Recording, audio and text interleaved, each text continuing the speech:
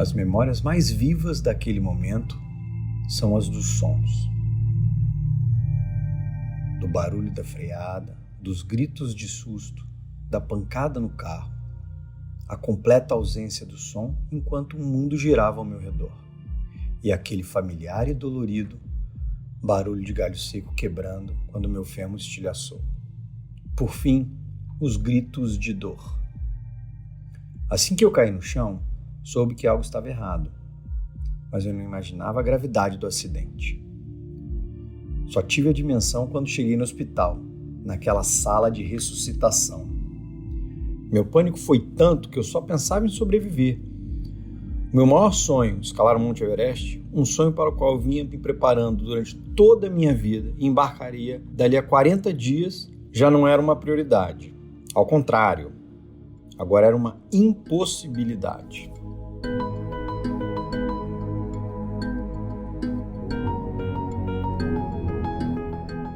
Romain Romancini estava prestes a realizar o seu maior projeto quando teve o seu sonho atropelado. Adepto do esporte a vida toda, não poderia imaginar que, além do atropelamento, outras adversidades de saúde pudessem atrapalhar ainda mais o seu projeto de vida. Nada disso, porém, fez com que ele desistisse dos seus planos.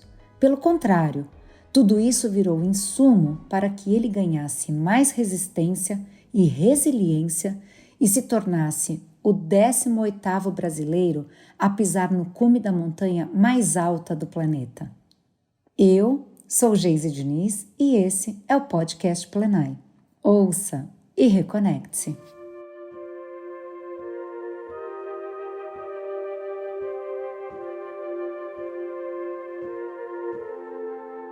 A minha paixão pelo montanhismo se desenvolveu de um modo muito sutil. Foi meio como um bolero de Ravel, que começava suave e vai acelerando. O primeiro contato com esse universo foi num muro de escalada na Unicamp, onde eu estudei física. Ficar pendurado numa corda, segurando firme naquelas agarras, com o chão cada vez mais distante, era um misto de medo, fascínio, paura e encanto. E ao mesmo tempo, meio esporte, meio dança, meio meditação. Eu comecei a escalar rochas de verdade na Pedra do Baú, no Campos do Jordão. Lá, descobri que a montanha era um ambiente onde eu me sentia super à vontade. Aprendi a confiar na corda, nos equipamentos e principalmente nos parceiros. Superar essa barreira mental foi um passo fundamental para a minha evolução do esporte. O montanhismo foi crescendo na minha vida, como um músculo que se hipertrofia.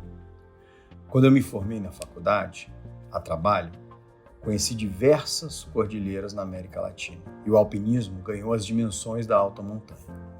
Em 1999, eu tive a primeira experiência em altitude ao subir o vulcão d'água na Guatemala. Eu vestia um suéter e passei um frio absurdo a 4.000 metros. Eu não tinha a menor ideia sobre roupa, alimentação, hidratação. Eu fui bem ingênuo e foi muito sofrido. Mas ao mesmo tempo, sedutor. Eu queria mais, muito mais.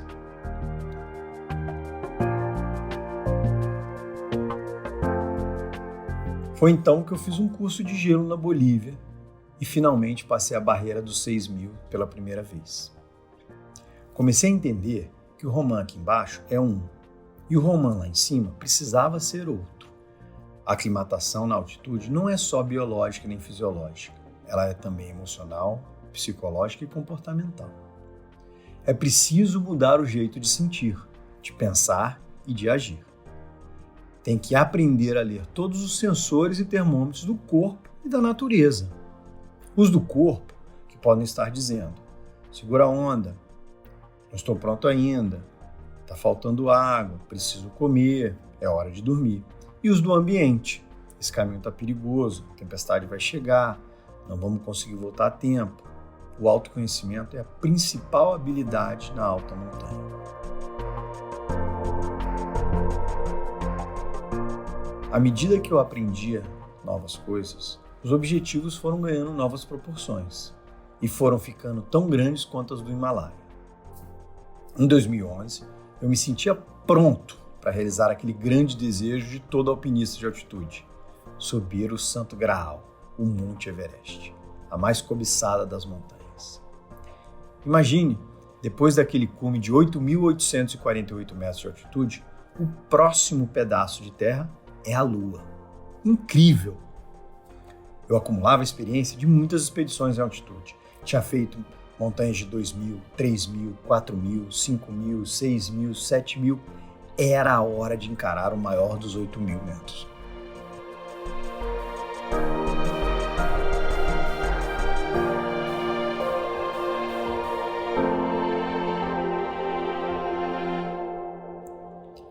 Eu estava na minha melhor forma física. Corri uma maratona por semana. Para simular o peso da mochila e as condições de neve e vento na montanha, eu puxava pneus amarrados na cintura na areia da praia e nas subidas da Floresta da Tijuca, aqui no Rio de Janeiro. 2 ou 3 vezes por semana, eu saía da minha casa aqui no Jardim Botânico e pedalava, em média, 3 horas até o Cristo Redentor, com um ganho de elevação de mais ou menos 1.500 metros. E foi num desses treinos de bike que minha vida mudou.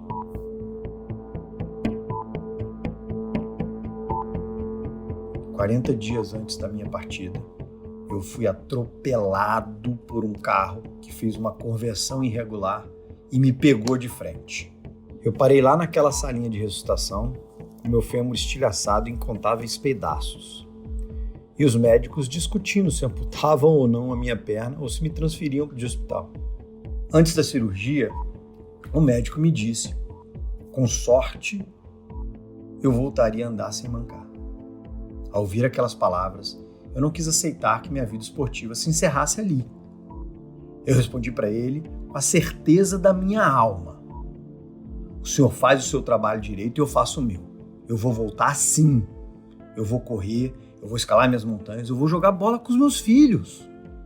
Seria um exagero dizer que o acidente foi algo bom. Não foi.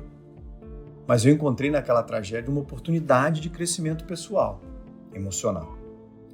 Fiz dos meus sonhos a minha boia salva-vidas. Mas a primeira coisa era colocar os ossos quebrados no lugar, com hastes de titânio e alguns pinos, e sobreviver aos incontáveis percalços, trombose, febre, coágulos e uma série de outras complicações pós-operatórias. Durante essa tortuosa recuperação, ainda na UTI, eu me fiz a primeira pergunta fundamental. Se eu morrer aqui, o que eu vou deixar? E eu me vi em várias dimensões, como pai, como filho, marido, profissional, amigo. Era uma foto da realidade. E eu enxerguei um cara egocêntrico, individualista. Até então, meu pensamento era eu, minha família, meus amigos, meus planos, minha carreira, tudo em primeira pessoa. Até porque nós também é primeira pessoa. Passado o período de risco de vida, me fiz a segunda e talvez mais importante pergunta. Se eu tivesse morrido, o que eu gostaria de ter deixado? Era um tapa na cara. Realidade versus desejo. Ali no hospital, eu decidi mudar a minha vida, meu rumo profissional e criar as minhas 4 personas fundamentais. O Roman pai, o Roman profissional, o Roman esportivo espiritual e o Roman cidadão, altruísta, mais voltado para o mundo do que para si mesmo.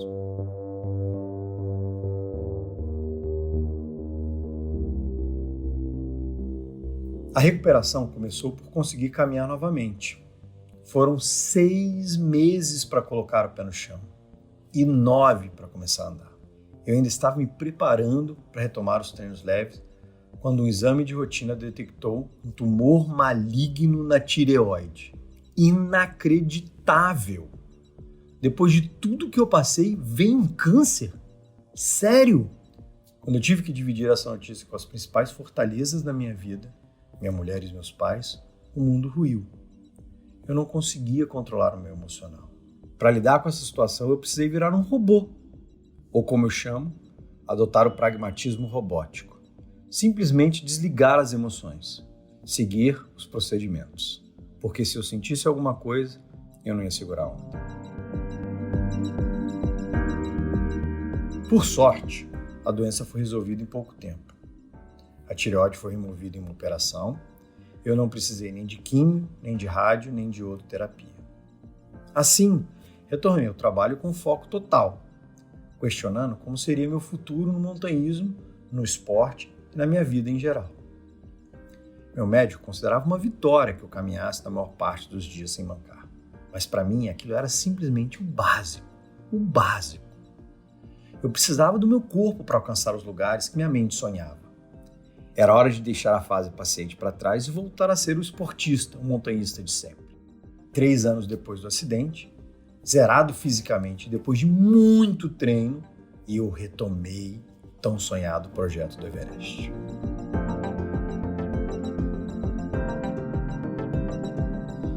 Em abril de 2014, eu finalmente cheguei àquele tão sonhado campo base. Eu não sou religioso, mas admito que a energia daquele lugar é diferente. Os Himalaias foram formados por um encontro de placas tectônicas. Existe algo mais energético no nosso planeta que esse movimento? Como físico eu posso dizer, é uma energia inimaginável para nós, pequenas formiguinhas humanas. O Everest também tem um lado místico. Os Sherpas, o grupo dominante naquela região, chamam a montanha de Sagarmatha, ou de Chomolungma, deusa mãe do universo. Para eles, o Everest é uma morada dessa deusa.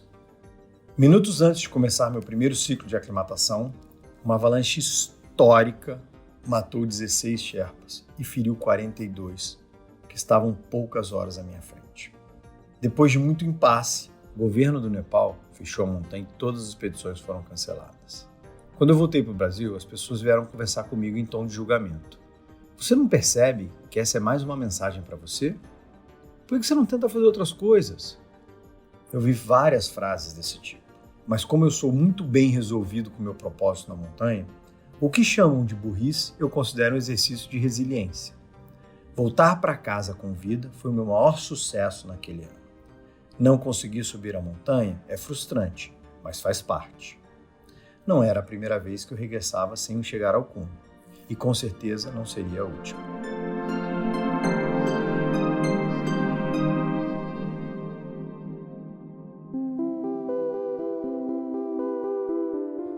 Conciliar a minha vida profissional, familiar e meu lado montanhista é um desafio imenso. Uma expedição Everest exige que eu passe quase 2 meses fora de casa. Por isso, entre 2014 e 2018, eu cuidei da minha rede de apoio. Foquei no Roman pai, no Roman filho, no Roman marido e no Roman profissional. E em 2018, chegou a vez do Roman montanhista. Uma nova janela de oportunidade se abria. E eu voltei ao Everest.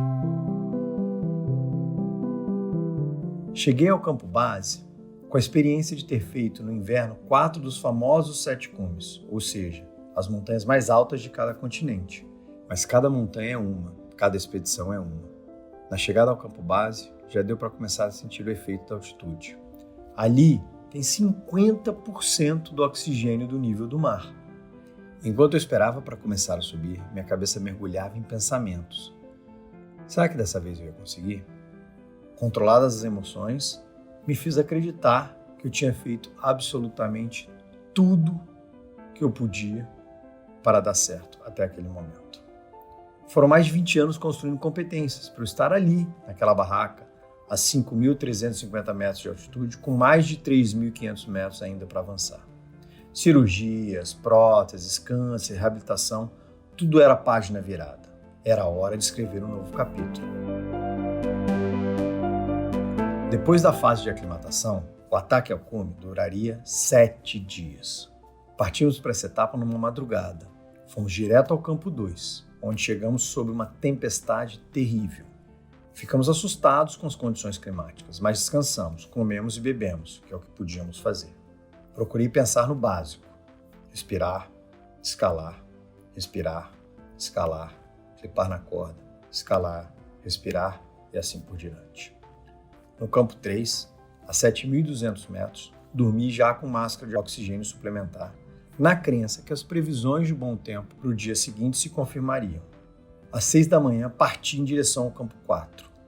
Seriam mais de 13 horas de escalada até chegar lá. Eu me aproximei da barraca, meio cambaleante, exausto, completamente desidratado. Eu estava já naquela temida zona da morte, acima dos 8.000 metros de altitude. No campo 4, temos apenas poucas horas para descansar, comer e se hidratar.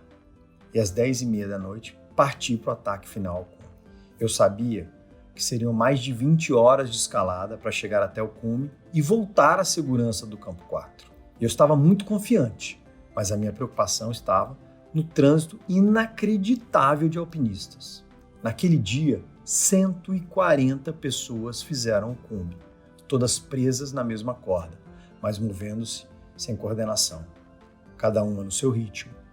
E o nosso ritmo, meu e do meu parceiro Padawa, Sherpa que me acompanha desde 2008 nas minhas expedições, era diferente. Se ficássemos na fila, nosso oxigênio suplementar acabaria. Tive que tomar uma decisão. Olhei para a inclinação do terreno e decidimos nos soltar da corda. Pensei, é só não tropeçar.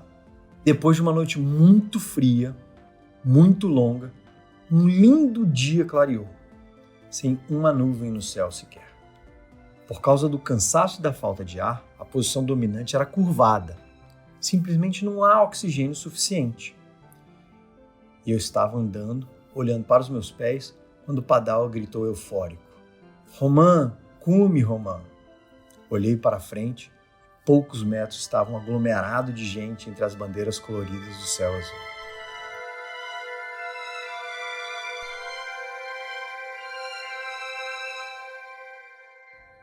Chegar ao topo do Everest não foi tão romântico quanto eu havia sonhado. Tinha umas 15 pessoas num micro espaço de mais ou menos 4 metros quadrados. Eu experimentava um mix de emoções. Por um lado, a euforia de chegar lá, aquele sonho tão cobiçado. Por outro, um pragmatismo de saber que a metade mais perigosa ainda estava por vir. Pois é, cerca de 80% dos acidentes acontecem na descida, quando os alpinistas estão mais cansados, mais desatentos. E por mais paradoxal que pareça, o maior objetivo ao se escalar uma montanha quando se sai de casa é justamente voltar para casa. O cume é apenas metade do caminho. Por isso, eu só comemorei de verdade quando o avião pousou aqui no aeroporto Galeão, no Rio de Janeiro, e eu abracei minha família. Nada mais podia dar errado.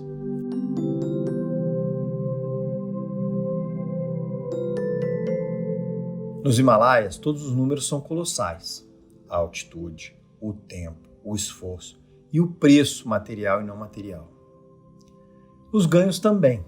O Everest foi a coroação de um sonho, mas também a reafirmação dos meus desejos. Eu conheço várias pessoas que fizeram expedições enormes assim e disseram: isso não é mais para mim. Não é o meu caso, isso sim é para mim. A expedição do Everest foi um grande sucesso em todos os aspectos. Eu voltei fisicamente destruído, como se tivesse ido para uma guerra, mas sem nenhuma intercorrência grave, como um congelamento severo ou uma situação de morte iminente. Se eu tivesse que escolher uma grande lição, eu falaria de repriorização. A montanha te descasca até chegar ao seu âmago, ao seu mais primitivo ser. Isso é muito bacana, porque às vezes a gente vai se perdendo no meio da sociedade, no meio do dia a dia. No alto da montanha, trocar de telefone é irrelevante. Trocar de carro é irrelevante. Comprar aquele apartamento maior é irrelevante. O novo terno, o novo relógio, a nova bolsa, tudo irrelevante. A 8.000 metros de altitude, com 1/3 do ar e a 40 graus negativos queimando a sua narina toda vez que entra no seu corpo, você lembra o que realmente importa: ar, água, comida, abrigo e amor. Nada mais.